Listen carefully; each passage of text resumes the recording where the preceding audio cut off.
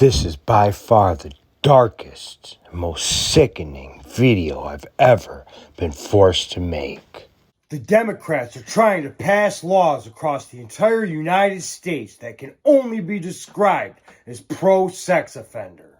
From it being legal to approach a 2-year-old naked in Oregon, to a progressive senator in California castigating her own party for its slide into perversion, to a Democrat in Kentucky advocating for the utility of child sex dolls, to a proposed law in Maryland placing condom machines in elementary schools, to Democrats in California voting against the law making child prostitution a felony because it offends LGBTQ people.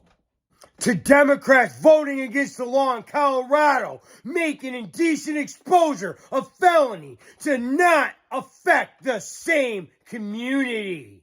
They've started advocating for their sick desires from the pulpit to state sentencing boards.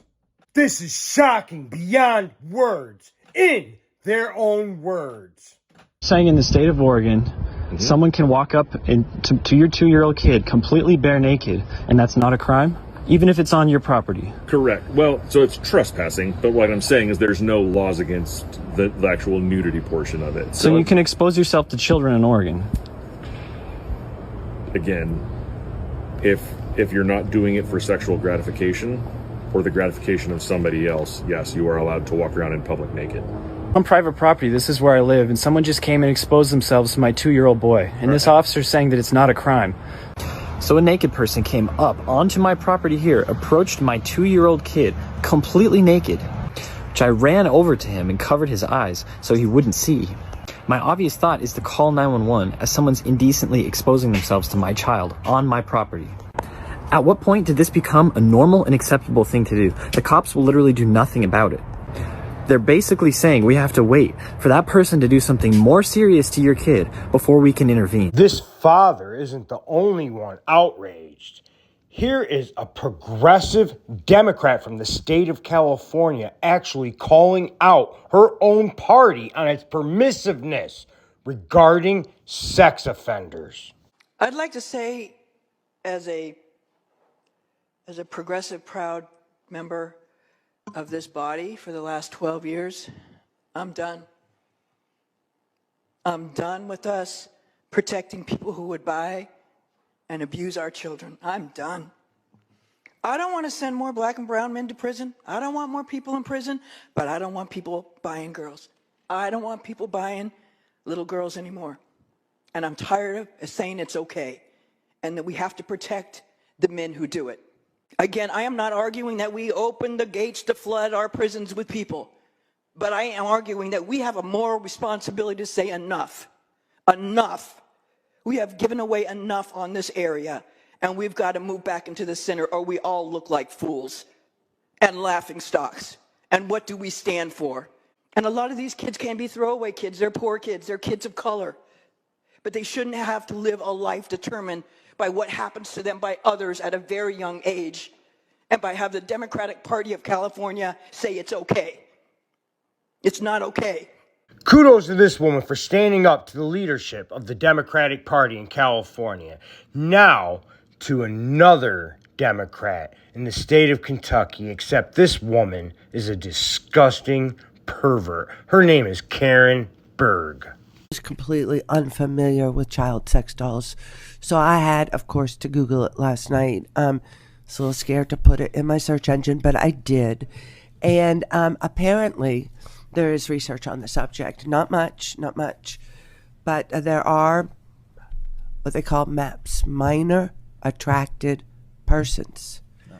And the limited amount of research that's done on these dolls, guys, suggests that they actually, for people who are attracted to minors, that these dolls actually decrease their proclivity to go out and attack children. That it actually gives them a release that makes them less likely to go outside of their home. And what was interesting is the research did not support the same conclusions for people who were adult attracted using dolls. That did not diminish their proclivity to engage other people, but for those with the, so I'm just a little concerned that, and like I say, the research is not very good. It is not comprehensive, but the research that is out there is conclusive. You can't get more disgusting than advocating for child sex dolls. But the Democrats in Maryland make a good go of it by trying to pass a law allowing condom machines in elementary school. Condoms for kiddies. This goes too far. So next year we're going to have a bill regulating what can go in these condom machines. What color can the wrappers be? What words can go on the wrappers? I mean, imagine walking into preschool with your 3, 4, 5-year-olds. You walk by the machine and they say, "Mommy, Daddy, what's in that machine?" Or they're learning to read. And you're having to explain to them what those words mean. This is the over-sexualization of our children, and it just goes too far. It is much, much more than just what the floor leader said. When these machines show up in your elementary schools, we will be back here so you can regulate them. Vote no and save us the time. Activists oppose California bill that makes child prostitution a felony. Their reason? Because it will affect the LGBTQ community and could put them in situations to be charged with sex offenses. An incredible admission from liberal activists that members of the LGBTQ community will be impacted by a bill that would make child prostitution a felony. And obviously, this democratic perversion isn't limited to California. The same community has the same concerns about these anti-sex offender laws being utilized against themselves in Colorado as well. These types of laws have been used to ban drag shows, to target individuals who use the restroom of the sex that they identify with, a public restroom, to charge them with felony charges. I am very concerned about the attacks against the transgender community that are happening across the country. When I initially read this bill, it did not even come to mind, for me either, as an advocate. But as I've looked at the bills and as I've talked to my colleagues who are fighting these types of bills across the country, it's very clear to me that the language is very much mirrored in some of the laws that have been used to target members of our community because of who they are. This Democrat, just for clarification, is voicing her party's opposition to making indecent exposure a felony. Disgusting.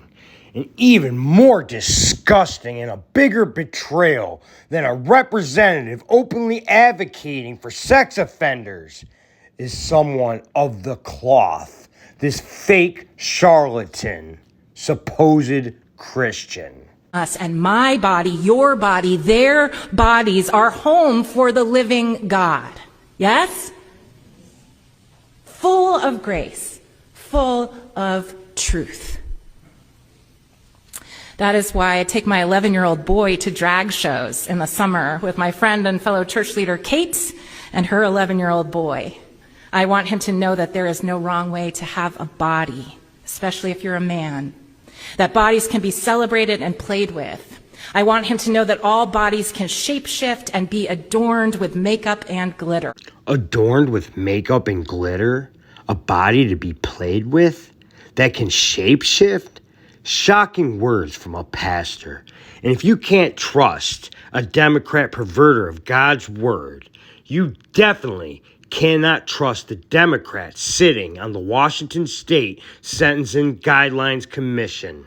I was interested in this because I'm a member of the Sentencing Guidelines Commission with Representative Mossbrucker, and last year we increased that membership to include people with lived experience and other advocates who we thought were missing from that membership. She's talking about sex offenders. And while some people may have a stigma for people who have committed a sex offense, I think they have invaluable information to share that can really guide this board. She's talking about a proposed Washington state law mandating that sex offenders be part of this committee in deciding sex offender policy for the state of Washington. You couldn't make this up. And this woman is advocating for changing the terminology from sex offenders to minor attracted persons. My name is Whitney Hunt, and I'm the nonpartisan staff that works for the Sex Offender Policy Board. First, this bill incorporates recommendations the board has previously indicated its support for regarding the use of person-first language. Person-first language. This change aligns with best practices in research and encompasses all the individuals involved and impacted by the sex offense management system, including victims.